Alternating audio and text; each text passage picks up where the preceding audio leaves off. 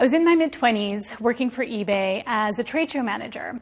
And after working there for a couple of years, there was an opportunity to move up the ladder into a senior leadership position. So I thought, great, this is my opportunity to go inside and get that promotion. So I worked up the nerve and I walk into the office to speak to the VP of marketing. And I said to him, listen, I've worked here for a couple of years and I want to take this job and I think I deserve this promotion. And by the way, I think you should pay me a little bit more money as well. To which he responded, I'm sorry, who are you?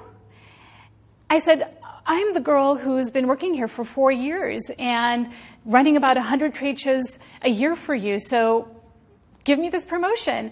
And he said, I'm sorry, I had no idea.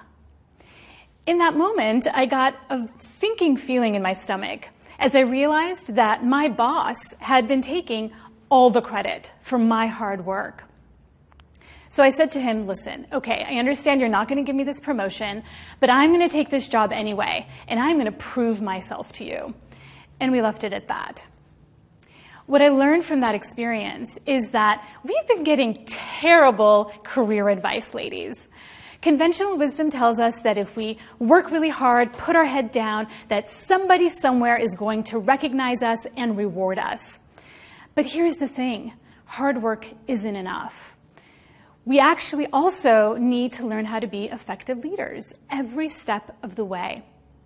So part of the challenge that we have as women in the workplace is that we are sent confusing messages on how to lead. We're told to be assertive, but not too much, because otherwise we'll be labeled aggressive or difficult to work with, or another terrible word. And I don't know about you, but that's just plain exhausting.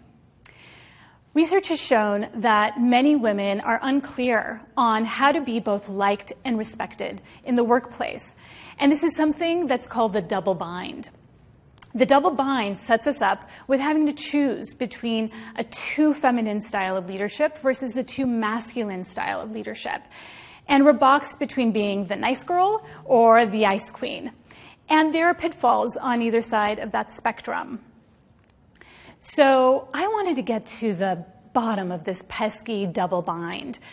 And like any overachieving female, I decided to go out and write a book about it and did a lot of research and combined that with my personal leadership experience along with the experience of coaching hundreds of executives. And I developed something that I call the feminine leadership model, which combines both masculine and feminine qualities of leadership and offers a new roadmap for women to play to their strengths and still be authentic and effective as leaders. So fast forward, I'm now in this new job, and the job requires me to lead and produce something called eBay Live, which is a 10,000 person conference. So it's the first day of our big task force meeting, and I go in and I'm about to speak to about 20 executives sitting in the room as they stare at little old me. And in that moment, I had a choice to make.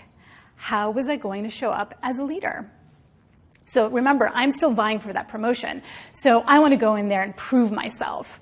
So I go in and I start delegating tasks to every single person in that room, right? Not so much. Here's what I did instead. I walked in and I said, listen, here's my vision. I want this to be the best produced, best attended eBay Live in our company's history. But I have a little bit of a secret. I've actually never done this before, and I really have no idea what I'm doing, and I really need your help. In that moment, I got the sinking feeling again, and I was terrified that people were going to not see me as an authority or as a leader, and that I would never get that promotion.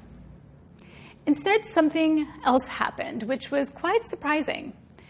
People started raising their hand one by one and started volunteering to take over their roles and responsibilities. They started sharing best practices, and meeting after meeting, they came prepared and they gave 150% of themselves to produce the most well-organized, well-attended eBay Live in our company's 10-year history.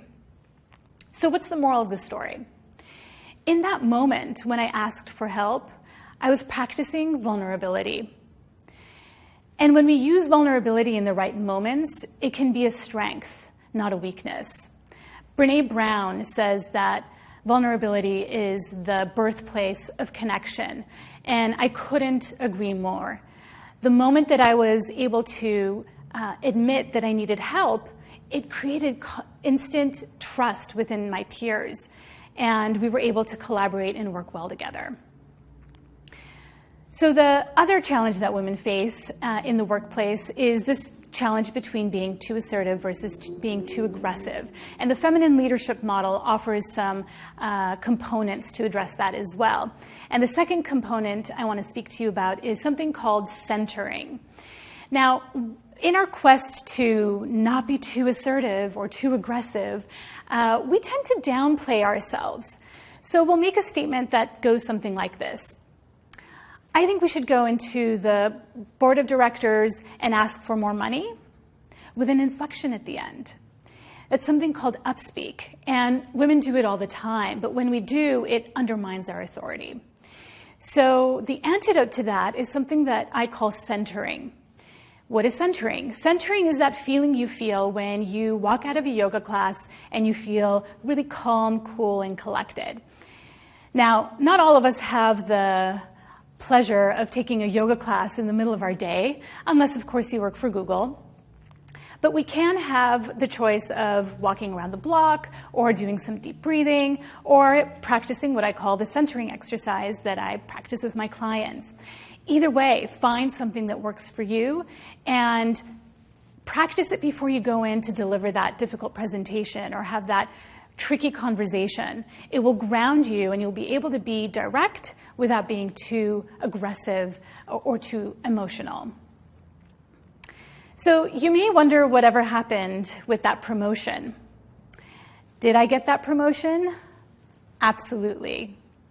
And I knew that that risk that I had taken that day to practice vulnerability paid off when one of those executives came back to me and said, you know, Monique, it's really been a breath of fresh air working with you. So I invite you to think about letting go of your need to prove your value and instead own your unique feminine strengths. You might find that you're more powerful than you think. Thank you.